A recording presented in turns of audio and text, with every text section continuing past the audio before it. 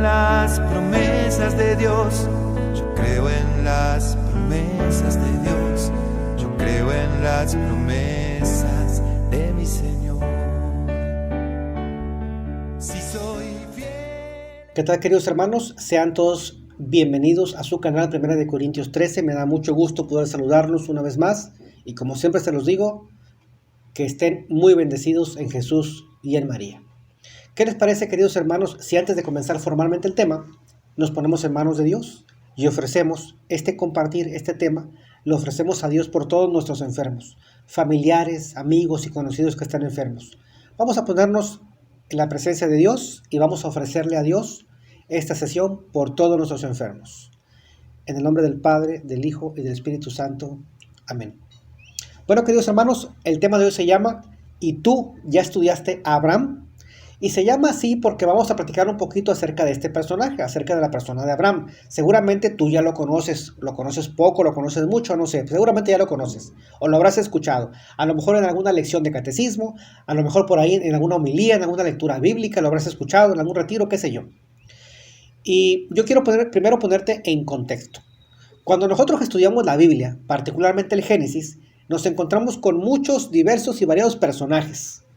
Y algunos de ellos tienen una relevancia mayor que otros en cuanto al tema de la historia de la salvación se refiere.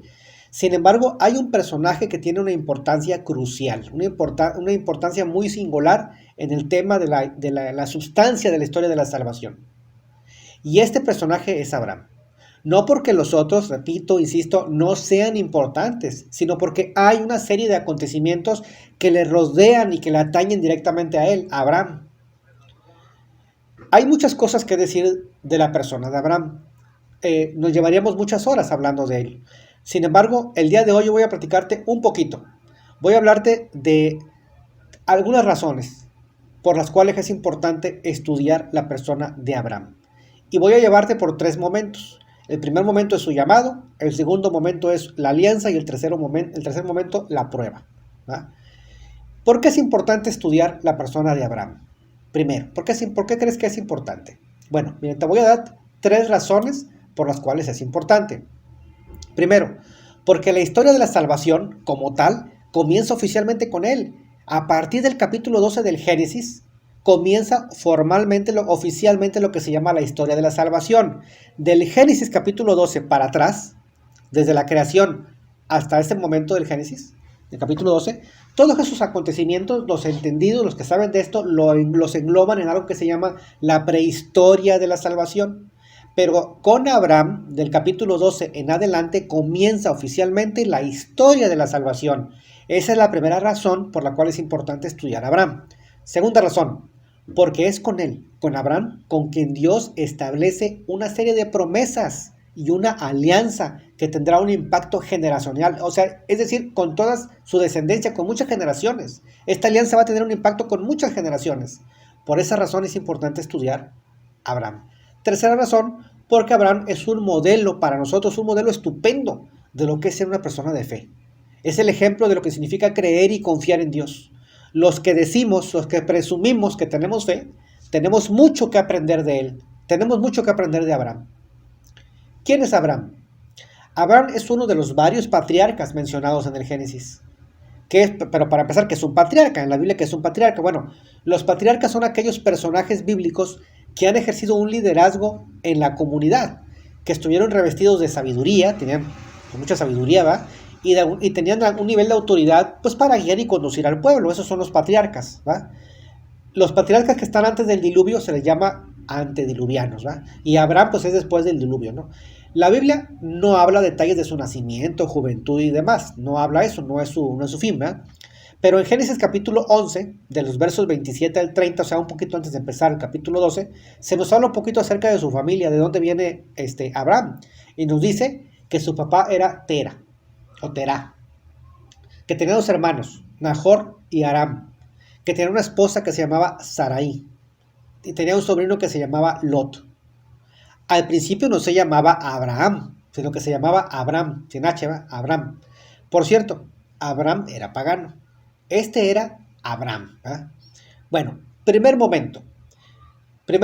A través de estos 3 momentos que vamos a platicar, el llamado, la alianza y la prueba, nosotros, además de conocer a la persona de Abraham, hay una serie de enseñanzas muy importantes para nuestra vida que tenemos que hacer el esfuerzo de adquirir, que tenemos que hacer el esfuerzo de hacerlas vida, estas enseñanzas, porque al final de cuentas de eso se trata la palabra de Dios. El llamado. Abraham pertenecía a una familia pagana. Vivía primero en Ur de los Caldeos. Era una zona donde estaba ubicada antes lo que se llamaba Babilonia, lo que hoy viene siendo Irak, más o menos para ubicarnos, ¿verdad? Después se instalan en un lugar que se llama Harán. Pero en un momento específico, en un momento determinado, Dios le habla a Abraham. Sí, Dios le habla a este hombre pagano. En Génesis capítulo 12, verso 1, la historia comienza con estas palabras. Permíteme leerla. Yahvé dijo a Abraham, vete de tu tierra, de tu patria y de la casa de tu padre a la tierra que yo te mostraré. Palabra de Dios. A Dios no le importó que Abraham fuera un hombre pagano, que no adorara a Yahvé, el único Dios verdadero, pues no le adoraba no porque no quisiera, sino porque no le conocía. Por eso Abraham no adoraba a Dios, porque no le conocía. A Dios no le importó que viniera de una familia pagana, al contrario.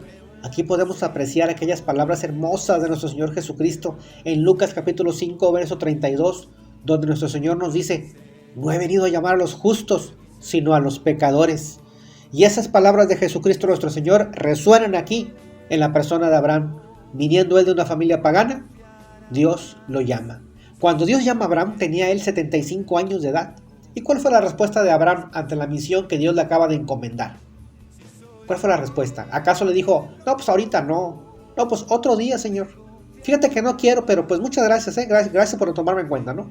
¿Esa fue la respuesta de Abraham? No, esa no fue la respuesta de Abraham. Abraham obedeció a Dios. ¿Sería fácil? ¿Qué implicaba esta misión? Pues implicaba dejarlo todo. Dejar amigos, familia, comodidades, a lo que ya estaba acostumbrado, ¿sí? Era dejarlo todo. Y aquí hay una enseñanza para nosotros. Dios es tan bueno, tan misericordioso, que primero que nada no se fija tanto de dónde estuvimos, lo que estuvimos haciendo, la vida que hayamos llevado.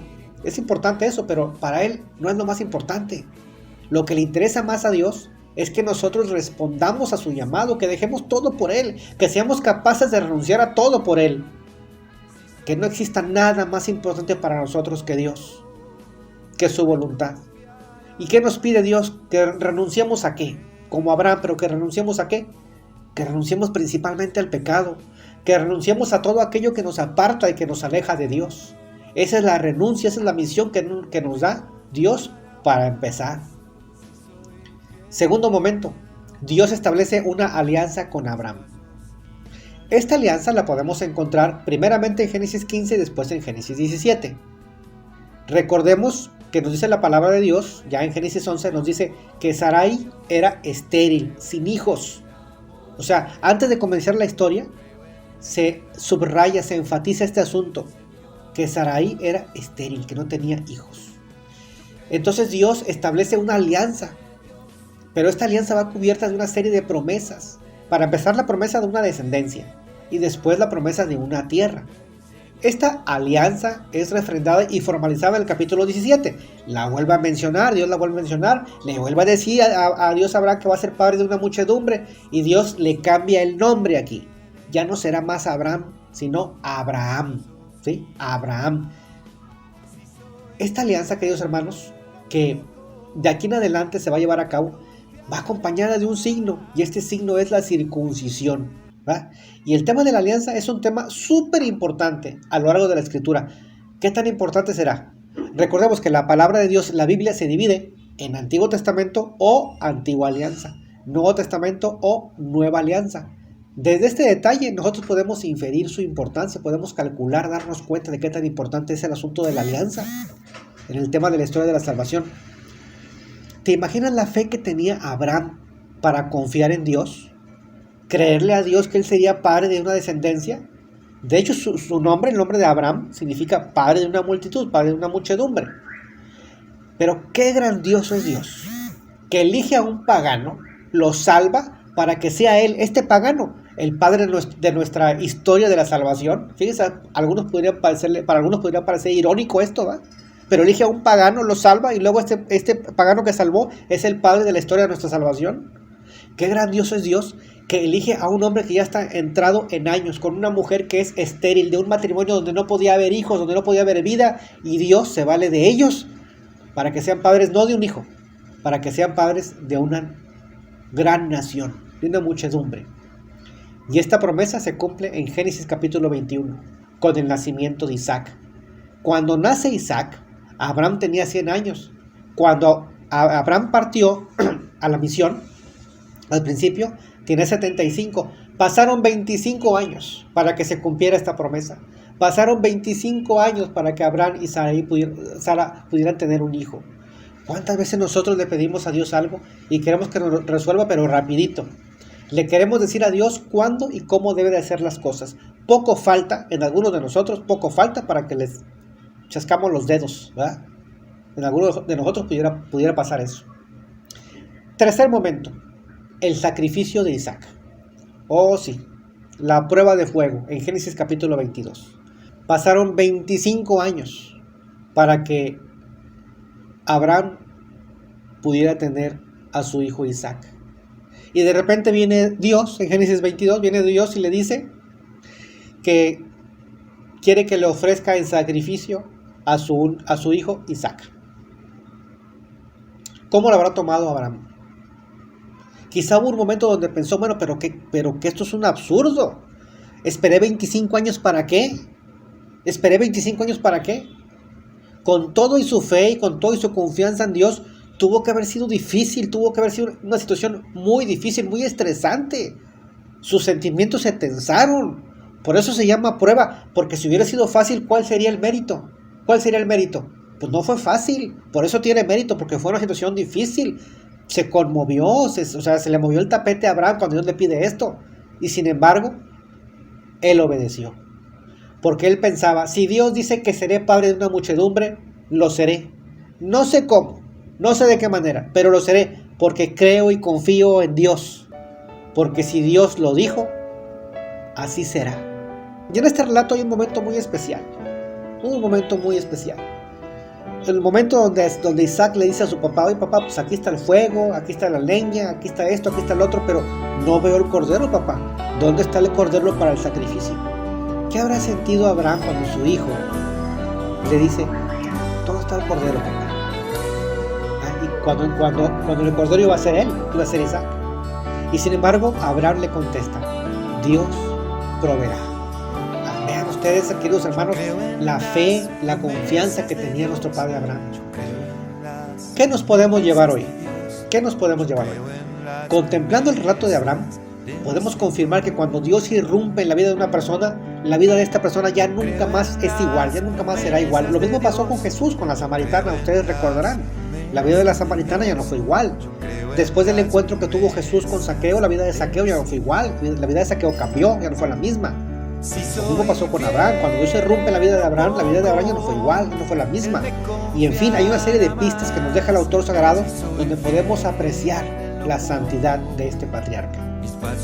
Queridos hermanos, Dios nos sigue llamando, a ti y a mí, y a todos. Dios nos sigue llamando. Desde el momento de nuestra existencia, Dios nos dio la vida. Desde el momento de nuestra existencia, Dios nos está llamando.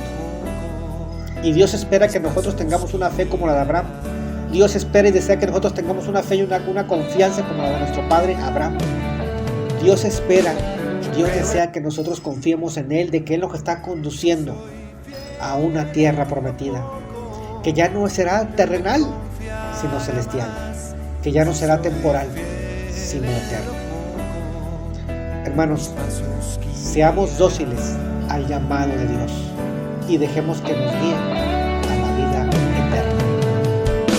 Yo creo en la misericordia de Dios. Yo creo en la misericordia de Dios. Yo creo en la misericordia de mi Señor.